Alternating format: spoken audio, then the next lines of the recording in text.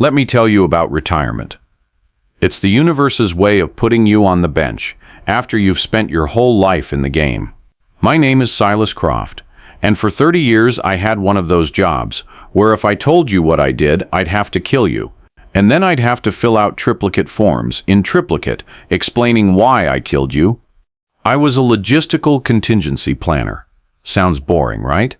It mostly meant I knew 17 ways to disarm a man with a paperclip and could tell you the best place to hide a body in 6 different European capitals. The paperwork was a nightmare. Now, I'm a 68-year-old man whose most dangerous mission most days is battling the reinforced security seal on a new jar of pickles. I live in a lovely, secluded house my late wife Eleanor picked out. She said the quiet would be good for my nerves. What she didn't understand is that for a man like me, quiet isn't peaceful. It's suspicious. It's the calm before the storm, and my professional opinion is that it's always 5 minutes to hurricane hour. Retirement, I've discovered, is just a long, drawn-out mission where the objective is to not die of boredom. My days run with a precision that would make my old handlers weep with pride. 6 a.m., wake up without an alarm. The body remembers. 6:15, brew coffee so strong it could be considered a defensive weapon. 6:30, conduct a perimeter sweep from my porch. I watch Mr. Henderson across the street fetch his paper. He has a predictable pattern. Takes exactly 12 steps. Good man, unlikely to be a threat unless his prize roses are threatened. My children think I'm just a quirky old man slipping into dotage. They don't see the active threat assessment running in my head. 24/7. My son Julian is a corporate lawyer. He thinks he's sharp because he can find a loophole in a tax law. Sweet kid. He couldn't spot a tail if it was wearing a neon sign and tap dancing. My daughter, Victoria, is a socialite. Her idea of covert ops is sneaking a 3rd glass of champagne at a charity gala. Lately, their concern has become noticeable. It used to be the standard, "Are you eating enough, Dad?" Now it's shifted. The questions have a new edge. "Dad," Julian said last week, his voice slick as an oil spill, "have you given any more thought to the power of attorney? Just to simplify things. You shouldn't be burdened." Victoria chimed in, "And this house is so big for you, Daddy. So isolated. What if you fell? There are lovely communities now with round-the-clock care." They were circling. I could smell it. The pattern was all wrong. This wasn't a conversation. It was a soft interrogation. They were probing for weaknesses, assessing my defenses. They thought they were dealing with a senile old man, so I decided to give them what they wanted. I let my hand develop a strategic tremor when I poured the tea. I forgot Victoria's husband's name for the 3rd time. I leaned into the role of the fading patriarch, a ghost slowly disappearing from the family portrait. I was the bait, and they were the amateurs who had no idea they were biting on a hook attached to a nuclear submarine. The mission parameters had just updated. Target, my own flesh and blood. Objective, determine hostile intent and neutralize the threat. Threat level, annoyingly predictable. I sat on my porch, sipping my tactical-grade coffee, and watched the world go by. They thought the old lion was toothless. They were about to find out he still knew how to hunt. You develop a certain intuition in my former line of work. It's not a 6th sense. It's more like a highly calibrated 5.5 sense for when the universe is about to throw a pie in your face. For the last week, my PIDAR had been pinging like a metal detector at a beach full of bottle caps. It happened on a Tuesday. Of course it was a Tuesday. Amateurs always choose Tuesday. They think it's inconspicuous. Professionals know that the best day for clandestine activity is actually a rainy Thursday during a municipal holiday. But I digress. I was in my kitchen, engaged in a high-stakes negotiation with a particularly stubborn bag of pretzels, when my internal alarm bells went from a gentle hum to a full-blown air raid siren. It wasn't the sound. My house is quieter than a library at a monastery. It was the silence. The crickets had stopped chirping. Then came the noise. It was offensive. To my professional sensibilities, it was like watching a master chef burn a frozen pizza. Crash. A window at the back of the house. followed by the sound of heavy, clumsy footsteps. They weren't trying to be quiet. They were making a statement that screamed, "We have the subtlety of a wrecking ball and the finesse of a drunk elephant." I sighed, putting the pretzels down. This was an insult. A proper break-in should be a ballet. A whisper of forced entry and silent movement. This was a mosh pit. I didn't grab a weapon. I didn't hide. I just activated the hidden camera on my smartwatch and waited, leaning against the kitchen counter with my arms crossed, like a disappointed director watching a terrible audition. Two large gentlemen, dressed in what I can only describe as discount ninja chic, stumbled into my living room. One of them, a fellow with a neck thicker than my IQ, knocked over Eleanor's favorite vase. It shattered on the floor. "Oops," he grunted. "Oops," I said aloud, my voice echoing in the sudden quiet. "You break into a man's home, violate his perimeter, and your assessment of the situation is oops?" They froze, spotting me. The second one, who was skinnier and looked like he'd rather be anywhere else, fumbled in his pocket and pulled out a folded piece of paper. He thrust it toward me. "Here," he squeaked, "a message." The thick-necked one took a menacing step forward. "You think this is funny, old man?" I actually laughed. I couldn't help it. "This is it? This is the scare? The font is Calibri, for heaven's sake. Where's the gravitas? The menace? If you're going to threaten a man, at least use Garamond. It has more authority." I took the paper. It was cheap printer stock. The message was typed in a basic font. It read, "Stop being a stubborn old man. Bad things can happen to those who don't listen." I looked them up and down. "Who sent you? My children? Did they find you on rentagoon.com? Were you having a 2-for-1 sale?" They just stood there, confused. The script clearly didn't account for sarcasm. "I think," I said, folding the note and placing it neatly in my pocket, "that this is the most pathetic attempt at psychological warfare I've seen since my 4-year-old granddaughter tried to negotiate for a second cookie by holding her breath. You've tracked mud on my rug, you've broken a family heirloom, and you've delivered a threat with the aesthetic appeal of a grocery list." "All right, gentlemen," I said, walking to my front door and holding it open. "The performance is over. You can tell my kids that the message was received. Now get out of my house before I decide to show you what a real bad thing looks like." They'd graduated from passive-aggressive comments to active, if laughably incompetent, aggression. The amateurs had fired their first shot, and they'd missed by a mile. They shuffled out, looking more like chastised schoolboys than hardened criminals. I closed the door, locked it, and looked at the shattered pieces of the vase. The message was clear, but it wasn't the one my children intended. But it confirmed one thing. The war was officially on, and they had just revealed they were bringing spoons to a gunfight. For 3 days, nothing. The silence was deafening. My children called, their voices dripping with a concern so thick you could spread it on toast. "Oh, Daddy, we heard about the break-in. You must be so frightened. Maybe it's time to reconsider that lovely assisted living community." I played my part perfectly, my voice a fragile quaver. "Oh, it was so violent. They broke the vase, Eleanor's vase. I may have overdone it," with a little sob. "I've always been a bit of a drama king." Then, on the 4th night, the squirrel chattered. Not the panicked hawk is near chatter. This was the calm, conversational chatter. The hello friend chatter. My entire body went still. This wasn't another amateur. This was a professional, someone who moved with a silence that even the wildlife found non-threatening. I didn't move from my armchair. I simply picked up my tablet and tapped into the security feed. The exterior cameras showed nothing. Absolutely nothing. That in itself was the tell. A high-level professional knows how to avoid the predictable sightlines, but they can't avoid the sensors I'd buried 6 inches underground that measured pressure differentials. My tablet showed a single, ghostly blip moving from the tree line toward my porch, with the smooth, unhurried grace of a shadow. He was good. Exceptionally good. He bypassed the laser tripwires I'd woven through the hydrangeas. He avoided the pressure plates disguised as loose patio stones. He moved like smoke. A part of me, the old dusty part that missed the game, was impressed. The other part was mildly irritated. It's just rude to show up someone's home security system so completely.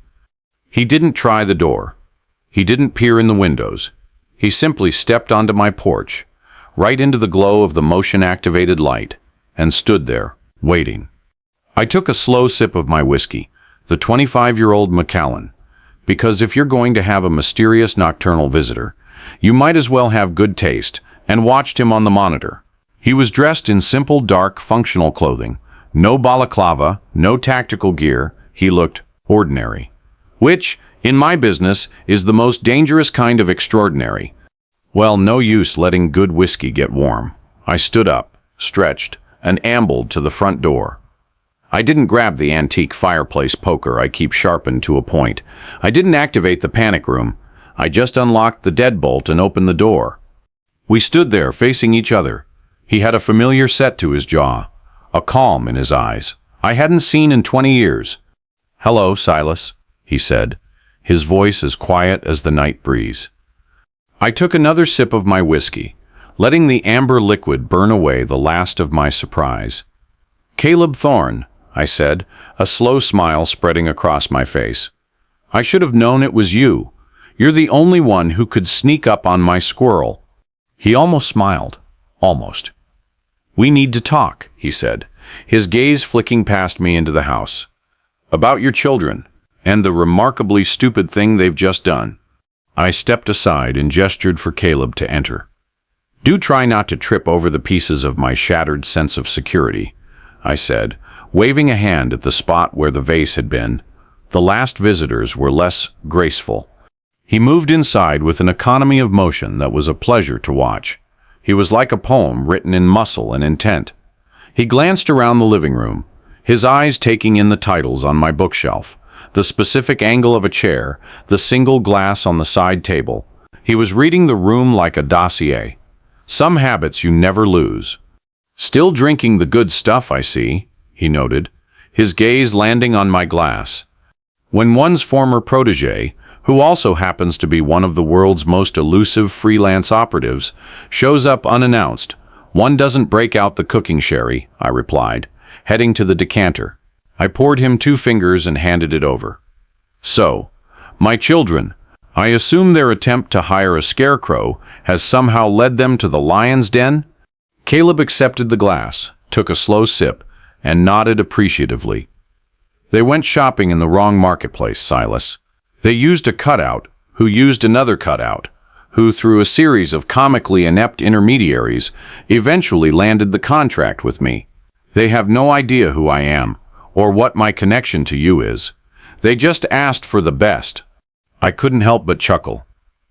Their one moment of good judgment, and it backfired spectacularly. The irony is so thick you could cut it with a throwing knife. "What was the brief? Frighten the old coot?" "More or less," Caleb said, his expression neutral. The official brief was to stage a traumatic but non-lethal event that would leave you feeling vulnerable and compliant. The goal was to compel you to sign over power of attorney and agree to move into a managed care facility. They consider you a burden. The word hung in the air between us. Burden. After a lifetime of providing, of protecting, of silent sacrifices made in the dark so they could live in the light, it should have hurt. Instead, it just felt clarifying, like a final, necessary piece of intelligence. "I took the job for 2 reasons, Caleb continued, placing his empty glass on the table with a soft click. "1, to control the narrative and ensure no actual harm came to you from some less scrupulous contractor, and 2, he reached into his inner jacket pocket and pulled out a small, sleek digital recorder. Because I knew you'd want the evidence." He placed the device on the table between us. It looked innocuous, a sliver of black plastic, but I knew it contained the funeral of my relationship with my children. "I recorded the initial meeting with their representative," Caleb explained. "The terms, the payment, the specifics, it's all there. In their own words." I picked up the recorder. It was lighter than it had any right to be. "So the student returns not to harm the master, but to bring him the weapons to defend himself. I mused, turning the device over in my hand. Eleanor would have appreciated the poetry of it. Caleb gave a rare, genuine smile. She always did have a better sense of humor than you. So, I said, my thumb hovering over the play button, shall we hear the death rattle of my children's inheritance? I do hope they were suitably dramatic. Julian always did have a flair for the melodramatic. I pressed play. The recorder clicked on. For a moment there was only the faint hiss of a high-quality microphone and the clink of ice in a glass. Then a voice I knew all too well. My son, Julian. He didn't sound like my son. He sounded like a CEO discussing the liquidation of an underperforming asset. Ultimately, it's a resource allocation issue, Julian's voice said, crisp and clean. His stubbornness is creating an inefficiency in the estate's management. We need to expedite his compliance. A second voice, higher, laced with a performative anxiety, I recognized as Victoria's, chimed in. But Julian, we have to be careful. The scandal, if anyone found out, and what if he gets really hurt, a heart attack or something? My heart didn't break. It crystallized into something cold and sharp. They were discussing my potential heart attack with the emotional investment of people choosing a new carpet. Don't be naive, Victoria, Julian snapped, his patience thin. The man is a fortress. It would take more than a little scare to give him a heart attack. And as for scandal, that's what the managed facility is for. Out of sight, out of mind, we'll be seen as concerned, dutiful children. I could picture them perfectly. Julian in his tailored suit, probably in some overpriced hotel bar. Victoria twisting a napkin in her lap, her concern purely for her social standing. The point is, Julian continued, his voice dropping to a conspiratorial murmur, we need to make him feel unsafe, truly, deeply vulnerable. I don't care if he has a few sleepless nights. In fact, I'm counting on it. Fear is a powerful motivator. I paused the recorder. Caleb was watching me, his face unreadable. A few sleepless nights, I repeated, the words tasting like ash. He makes it sound like a mild inconvenience, like a noisy neighbor. I took a long, slow sip of my whiskey, letting it burn away the last vestiges of sentimentality. You know, Caleb, I've been waterboarded. I've had a gun held to my head in a basement in Minsk, but I don't think I've ever felt quite so disrespected. Caleb nodded slowly. The betrayal of family carries a unique signature. It's a different kind of poison. I pressed play again. The conversation moved to money. The fee for the service. Julian haggling over the price like he was buying a used car. Victoria worrying the cost would cut into her redecorating fund. The sheer, breathtaking banality of their evil was almost worse than if they'd been mustache-twirling villains. When the recording ended, the silence in the room was absolute. I placed the recorder back on the table with the reverence one might afford a live grenade. Well, I said, clapping my hands together softly. There you have it, my legacy. Not a proud family name or cherished memories, but a digital file of my children plotting my psychological destruction over what I assume was a very expensive bottle of Chardonnay. I looked at Caleb, a grim smile touching my lips. The game had changed. This was no longer about defense. They wanted a performance, I said, my voice dropping into the cool, calm tone I used to use when planning an extraction from hostile territory. They paid for a scare. I think it's only fair we give them one they'll never forget. Don't you agree, Mr. Thorne? Caleb's eyes glinted in the lamplight. The student was ready. The master had a new mission. Just tell me what you need, Silas. The whiskey was gone. The recorder sat between us like a sleeping serpent. The time for sentiment was over. Now, it was time for strategy. You know, I began, leaning back in my chair and steepling my fingers. The problem with amateurs is that they have no appreciation for narrative. They think a story is, we scare Dad. Dad signs papers, we get money. It's dreadfully linear. No character development, no third act twist. Caleb watched me, a faint smile playing on his lips. He knew this version of me, the architect. So, I continued, we're going to give them a better story, a tragedy. with a dramatic, heartbreaking finale, where the hero, that's me in case there was any confusion, is tragically broken, and the villains, that's my beloved offspring, get everything they ever wanted. I paused for effect. Right up until the moment they realize it's all made of tissue paper and lies. Caleb nodded. A false flag compliance operation. I'm familiar. What's the play? The play, my boy, is a 2-act masterpiece. Act 1, the shattering. I stood up and began to pace, the old energy coursing through me. It felt good, better than my arthritis medication. You will report back to their cutout. You will tell them the job is done, that Silas Croft is a broken man, that he wept, that he begged for his life. Lay it on thick. I was a quivering, terrified shell, desperate for the safety of 4 walls and round-the-clock supervision. I can do that, Caleb said. But they'll want proof. They're lawyers and socialites. They deal in receipts. Ah, I said, pointing a finger at him. And proof they shall have. I walked over to my bookshelf and pulled down a hefty volume titled The Complete History of Naval Engines, 1890 to 1910. I opened it. Inside, I'd hollowed out the pages to create a perfect niche for a small, sophisticated video recorder. We're going to give them a show, a private screening, just for them. I laid out the plan. Caleb would plant a hidden camera in my living room. I would then stage a performance worthy of a Shakespearean actor in his final, glorious decline. I'll call Julian, I narrated, getting into the role. My voice will be a fragile thread. Julian, my boy, you were right. I'm not safe. The men, they came back, in my dreams. I see them, I need help. I'll sign anything. Just make it stop. I clutched my chest for good measure. A little tremble in the hand when I sign the documents. Maybe a single, manly tear. We'll capture it all in glorious high definition. Caleb was taking notes on his phone. And the documents they bring? The power of attorney? Let them bring what they want, I said with a wave of my hand. Sign it with a flourish. It's worthless. The moment it was obtained under coercion, it became a prop, a souvenir from their own hubris. And Act 2? Caleb asked, though I suspect he already knew. Act 2, I said, my voice dropping to a conspiratorial whisper, is the reckoning. But we'll need a specific piece of paper for that. Something I had drawn up a long time ago with a lawyer who makes you look positively cuddly. I walked to my desk, unlocked a drawer with a key I keep taped to the underside of a desk lamp, and pulled out a business card. It was simple, black, with just a name and number, Mr. Sterling. I take it Mr. Sterling isn't a friendly neighborhood notary?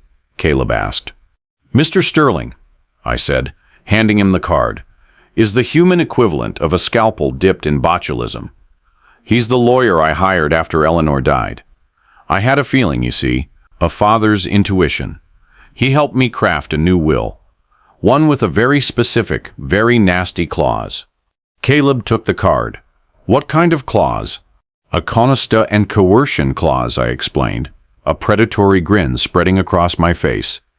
It states that any beneficiary who actively attempts to coerce me, defraud me, or hasten my departure from this mortal coil for financial gain is automatically and irrevocably disinherited. Their share is void. It vanishes. Poof. The pieces were all on the board. My children's greed was the opponent. Caleb was my queen. Mr. Sterling was the rook. And I was the king, pretending to be in checkmate while moving in for the kill. Make the call, Caleb, I said, settling back into my chair and reactivating the feeble old man hunch in my shoulders. Tell them the wolf is dead. Then let's watch the vultures descend. It's going to be a hell of a show. The stage was set. My living room, once a place of quiet reflection and the occasional struggle with pretzel bags, was now a soundstage for the greatest performance of my life. Caleb had discreetly planted a camera in the clock on the mantelpiece. A nice touch, I thought, a literal countdown to their doom. My costume consisted of a ratty old cardigan I'd never normally be caught dead in, and I'd mussed my hair to look like I'd just survived a mild electrocution. I practiced my 1,000-yard stare in the mirror. It was good, haunting. I looked like a man who'd seen the future, and it was full of beige wallpaper and pureed vegetables. Caleb gave me the signal from his phone, a single silent buzz. The children had taken the bait. They were inbound, documents in hand. Places, everyone, I murmured to the empty room. The star is ready for his close-up. The doorbell chimed, a sound that usually meant a package delivery or a lost evangelist. Today, it was the starting pistol. I shuffled to the door, making sure to drag my feet just enough to sound weary, but not so much that I seemed like a zombie. It's a fine line. I opened the door. Julian stood there, crisp in a suit that probably cost more than my first car. Victoria hovered behind him, clutching her purse like a flotation device. Their faces were a masterclass in feigned concern. "Dad?" Julian said, his voice oozing a synthetic sympathy that could grease a gearbox. "We came as soon as we heard. Are you all right?" I let my lower lip tremble, a masterstroke. They were in my dreams," I whispered, my voice raspy. "The men with the thick necks?" I ushered them in, my hand fluttering near my heart. "I can't stay here anymore. It's not safe." We moved to the living room. I made a show of glancing nervously at the window they'd broken, now neatly boarded up. Every creak, every shadow. I trailed off, letting the sentence hang in the air like a bad smell. Victoria patted my arm. There, Daddy. We're here now. We'll make it all better." I almost gagged. Her performance was worse than mine, and mine was intentionally terrible. Julian got down to business, placing a sleek leather portfolio on the coffee table. "We've brought the documents, Dad. The power of attorney, and the forms for the transfer to the Palms. It's a lovely place. They have bingo." Bingo.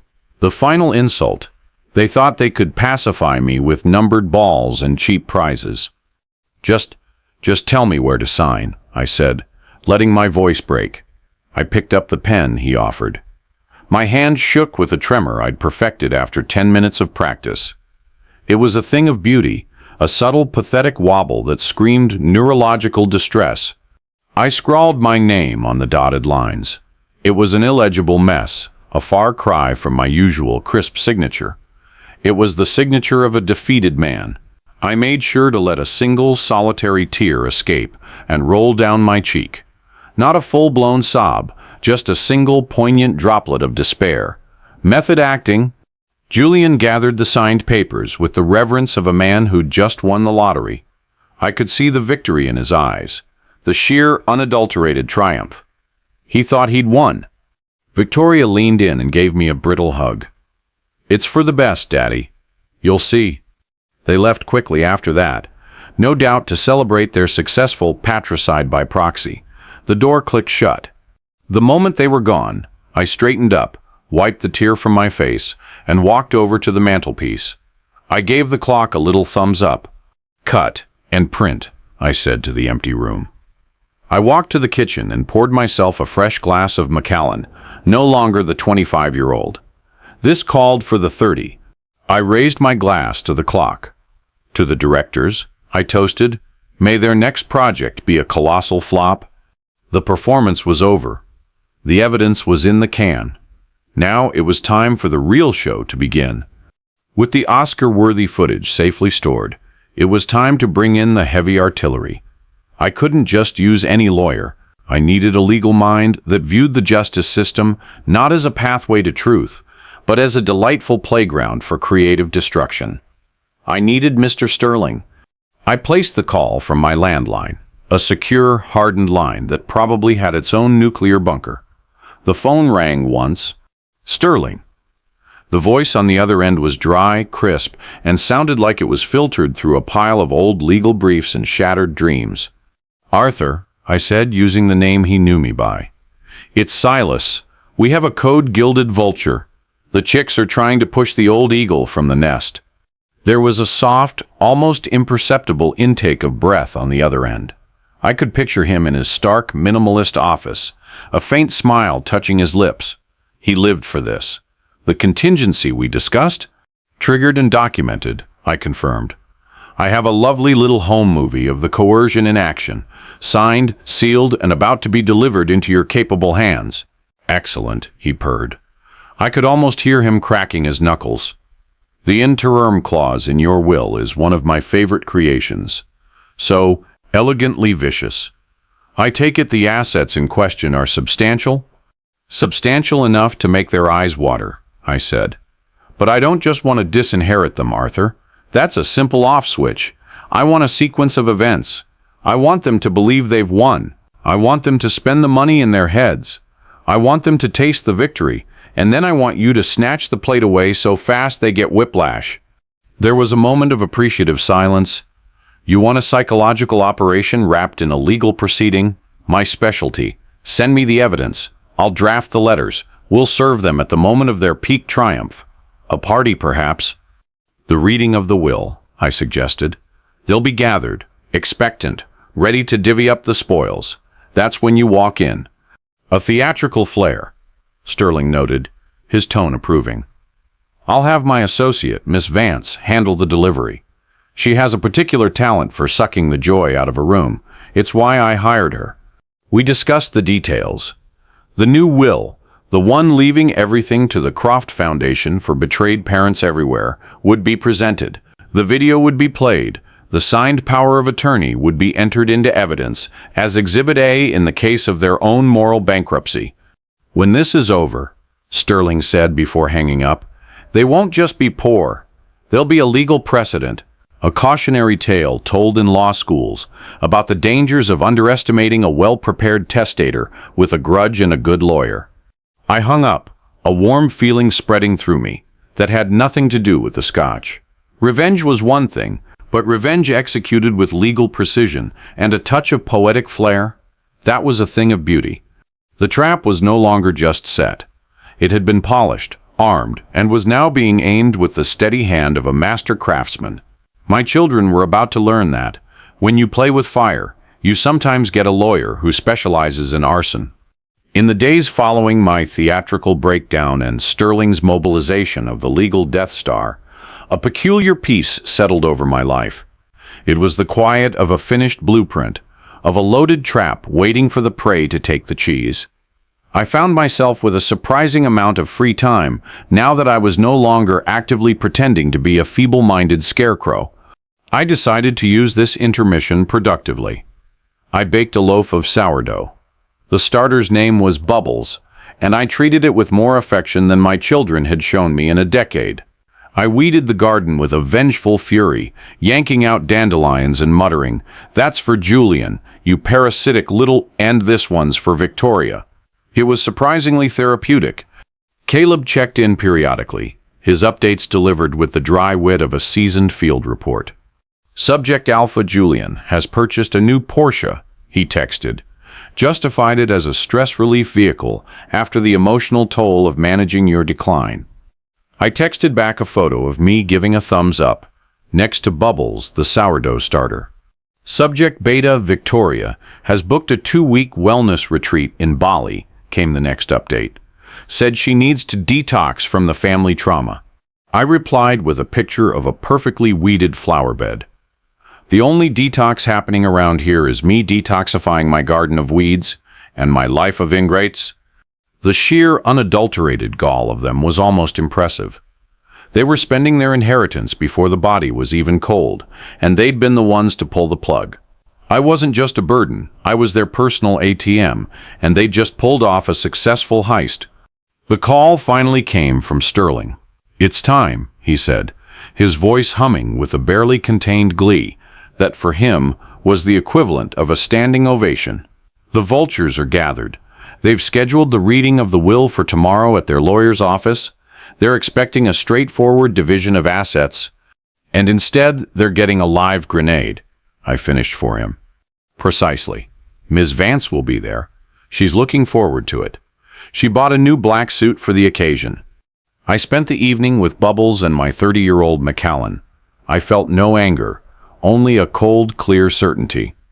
This wasn't about hurting my children. This was about balance.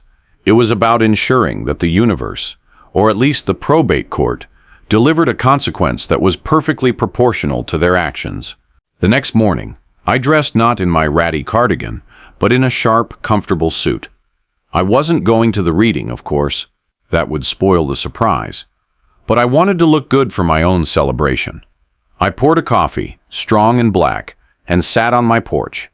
Somewhere across town, my children were sitting in a plush office, probably sipping bad coffee and trying to hide their glee. They thought this was their victory lap. I raised my mug to the sunrise. "Break a leg, Miss Vance," I murmured. The show was about to begin, and I had the best seat in the house. I wasn't in the room for the main event, but thanks to Caleb's foresight, the man thinks of everything, I had a front row seat. He'd discreetly placed a listening device in the potted fern of the law office, where my children had gathered for their long-awaited payday. I sat in my study, a bowl of freshly made popcorn by my side, the audio feed piping through my speakers in crystal clear, soul-crushing detail. I could hear the rustle of expensive clothing, the clink of china as they were offered coffee.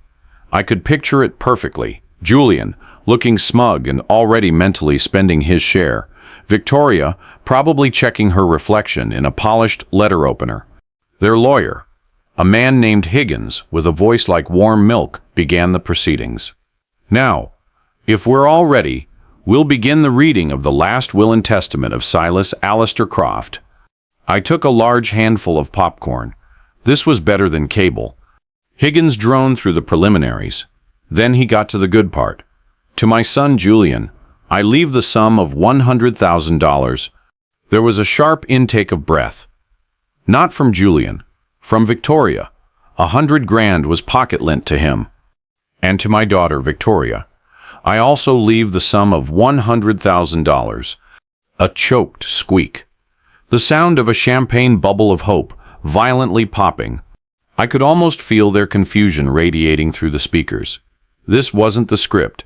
They were supposed to be splitting millions. Higgins continued, his voice betraying a hint of nervousness. "The remainder of my estate, including all properties, investments, and assets, I bequeath to the Croft Foundation for Betrayed Parents Everywhere, a charitable organization to be founded posthumously." The silence was deafening. It was the beautiful, pristine silence of two worlds collapsing simultaneously. Then Julian found his voice. "This is an outrage. This has to be a fake. He was incompetent. We have a power of attorney. We had him declared."